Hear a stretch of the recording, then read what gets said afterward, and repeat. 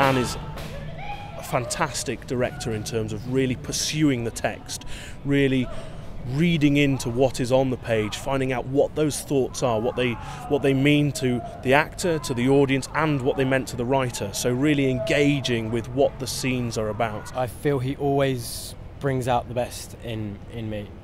I don't exactly know how he does that, but he is brutally honest with you.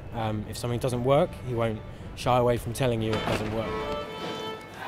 You are the director of the company. That's got to be quite difficult, challenging. Yeah, I mean, it's always tricky being the artistic director and also directing the show. And what one needs to be able to do is balance the producer's mind with the director's mind. And the arguments that you would normally have to do with budget between a director and a producer, to a certain extent, I have to have with myself. But I'm okay, I'm good. I can talk to myself like that. So sometimes I've got to persuade the director that I can't have that because the producer says we can't afford it.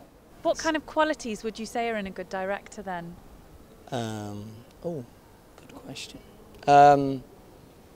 As an actor-director, I would say that the ability to talk to actors in their own language is incredibly important. I mean, I think a lot, particularly young directors, think, you know, to be a director is to be a dictator. To a certain extent, there has to be a single artistic lead, but you have to make sure you bring everyone with you. So I think that ability to compromise whilst also holding together a very strong artistic vision that you can bring everyone on board with is important.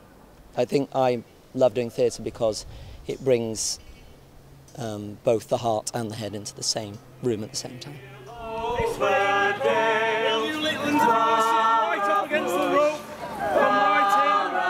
I always wanted to do Midsummer Night's Dream here because I thought it worked well in the space, and so that's how we find ourselves here. One of the many advantages of being here is the space and the challenges. It's great. Indoors, outdoors directing, it must be very different now. Yeah, I mean, what you need to do, it's more about it's particularly challenging for the cast. As a director, what you need to do is help your cast to,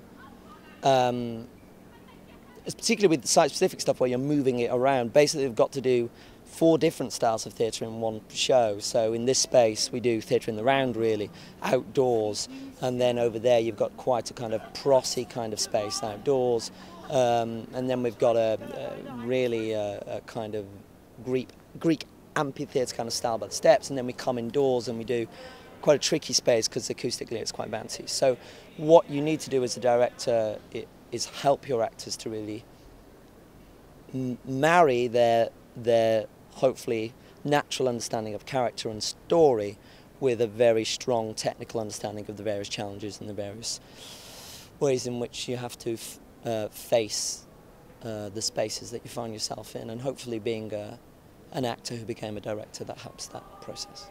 If there's a helicopter overhead, or if it pours it down, or if the audience is standing in the way of the entrance, so you have to come on a different way. All that triggers creativity in actors, and people feel the excitement and the buzz of it. It's great. And there are going to be a lot of people watching this who want to follow in your footsteps. Now, is there any advice that you can give to the people out there? Yeah, find a project you believe in, and find one person who you can persuade to believe in it too. Then pool your resources and believe in what you're doing. Great, thank you. Thank you very much, Dan, and break a leg tonight. Thank you very much indeed. Thank you. Thank you.